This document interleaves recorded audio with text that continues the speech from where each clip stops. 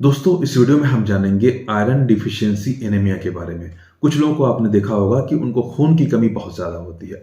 Even वो बहुत सारे सिरप, बहुत सारी दवाएं, बहुत सारी गोलियां, बहुत सारे फूड्स ऐसी चीज़ें लेते रहते हैं, लेकिन फिर भी खून नहीं बढ़ता है। खून बढ़ने के बाद फिर कम हो जाता है। तो 4 चीज़ें हैं जिनको आपको याद रखना है, जिनको आपको जानना है। सबसे पहले ये है कि कुछ लोगों में खून की कमी बिल्कुल नेचुरल है, फिजियोलॉजिकल है, उसमें कोई प्रॉब्लम नहीं। जैसे इन्फेंसी, बच्चा पैदा होते हैं, उसके बाद खून की कमी होती है, फिर वो पूरी हो जाती है, इसमें कोई प्रॉब्लम नहीं है। इसी तरीके से कुछ जवानी में भी जब ज़्यादा रिक्वायरमेंट होती है, जैसे 10-5 साल का बच्चा है, जवानी का मतलब जो 12 साल 13 साल की जो एज शुरू होती है, उसमें आयरन की डिमांड बढ़ जाती है, जिसकी वजह से कभी-कभी खून की कमी थोड़ा-सा हो जाती है। उससे भी कोई बहुत ज़्यादा प्रॉब्लम नहीं है।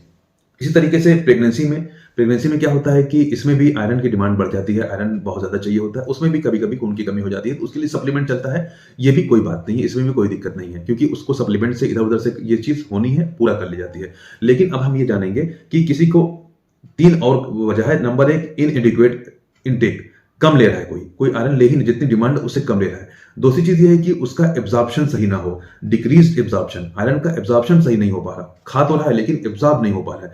चौथी चीज़ ये है कि क्रोनिक ब्लड लॉस, कहीं से क्रोनिक पुराना जख्म है, कहीं पे उसको ऐसा जख्म है जिससे उसका खून बराबर निकलता जा रहा है, लेकिन उसको पता नहीं चल रहा है। ये भी हम आपको बताएंगे। तो सबसे पहले ये है कि इनएडिक्वेट इनटेक। बहुत से लोग ऐसे हैं जो प्योर एकदम वेजिटेरियन होते हैं, जो सब्जी ही खाते हैं, उसमें जो आयरन होता है वो उतना अच्छा एब्जॉर्ब नहीं होता है। जो नॉन वेज में जो आयरन होता है, हीम आयरन, वो ज़्यादा अच्छे से एब्जॉर्ब होता है। तो वेजिटेरियंस में ये प्रॉब्लम होती है कि उनको आयरन डिफिशियंसी एनीमिया हो जाती है। जो स्ट्रिक्ट एकदम वेजिटेरियन है, जो साग सब्जी पे ही रहते हैं, उनमें थोड़ा सा प्रॉब्लम हो जाती है। इसी तरीके से कोई पुअर न्यूट्रिशन, कोई कम खा ही रहा है, अच्छी न्यूट्रिशन नहीं ले रहा है, जो आयरन रिच डाइट है वो नहीं ले रहा है, नहीं ले पाता है, ऐसा पैसा नहीं है या जो भी प्रॉब्लम हो, ऐसी कंडीशन में भी आयरन का एब्जॉर्प्शन कम होता है, आयरन का इंटेक कम होता है, तो आयरन नहीं बनेगा। जब आयरन का इंटेक कम होगा तो खून बिल्कुल भी नहीं बनेगा, आप कुछ भी कर लो। अब जो मेन पॉइंट है वो ये है कि डिक्रीज्ड एब्जॉर्प्शन, कोई सिरप ले रहा है, गोली ले रहा है, टेबलेट ले रहा है, लेकिन फिर भी आयरन खून नहीं बढ़ रहा है, तो इसका मतलब ये है कि उसका एब्जॉर्प्शन नहीं हो पा रहा है। अब ये क्यों क्यों नहीं होता है, वो चीज आपको समझना है। सबसे पहले ये है कि सीलिएक डिजीज, किसी को ये बीमारी होती है। अल्सरेटिव कोलाइटिस, पेट की बीमारी होती है। इसी तरीके से अगर किसी को एट्रोफिक गैस्ट्राइटिस है, पेट छोटा हो जाता है बहुत सारे लोगों को, उसमें भी सूजन आ जाती है, जिसकी वजह से आयरन एब्जॉर्ब नहीं हो पाता है, क्योंकि मेनली जो चीजें हैं वो आयरन पेट से ही एब्जॉर्ब होता है, ड्यूडेनम से, स्टमक से, ड्यूडेनम से एब्जॉर्ब होता है। इस तरीके से किसी का पेट में कैंसर हो गया, कुछ हो गया, जिसकी वजह से पेट को काट करके निकाल दिए, कोई एक्सीडेंट हो गया, ट्रामा हो गया पेट में, उसको काट करके निकाल दिए कुछ पार्ट, उसमें भी आयरन का एब्जॉर्प्शन कम हो जाता है। तो ऐसे लोगों में भी खून की कमी होती है। चौथी चीज, अगर आपको मान लीजिए इसमें से कोई भी प्रॉब्लम नहीं है, लेकिन आप पीपीआई, प्रोटॉन पंप इनहिबिटर ले रहे हैं, गैस की दवा बहुत मुद्दत से ले रहे हैं, बहुत जमाने से ले रहे हैं, 10 साल से ले रहे हैं, अब उसकी वजह से भी आयरन का एब्जॉर्प्शन कम होता है, आयरन का एब्जॉर्प्शन उस दवा से भी कम हो जाता है।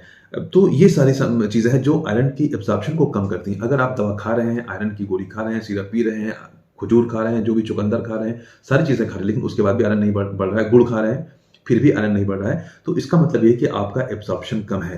अब हम ये जान लेते हैं कि एब्जॉर्प्शन भी सही है, इनटेक भी सही है, आप खाना भी खा रहे हो, दवा भी खा रहे हो, आपका एब्जॉर्ब भी हो रहा है, लेकिन उसके बाद भी खून बढ़ने के बाद कम हो जा रहा है, खून बढ़ नहीं रहा। अब उसमें क्या है कि क्रोनिक ब्लड लॉस, कहीं ना कहीं से आपके अंदर खून का रिसाव है, खून कहीं ना कहीं से आपकी बॉडी से बाहर जा रहा है, जिसकी वजह से आपका आयरन पूरा होकर के भी पूरा नहीं हो पाता है। अब हम जानते हैं कि ये कैसे होता है। इसमें सबसे पहले जो चीज़ है वो मेंस्ट्रुअल साइकिल, औरतों में जो माहवारी होती है उसमें खून की कमी होती है, खून की वो बिल्कुल नेचुरल है, उससे कोई दिक्कत नहीं है। जीआई ट्रैक्ट में, पेट में किसी को अल्सर है, कोई पुराना जख्म है जिससे बार बार खून निकलता है, बार बार खून निकल करके बाहर चला जाता है, आपको पता नहीं चलता है, तो ये क्रोनिक ब्लड लॉस है।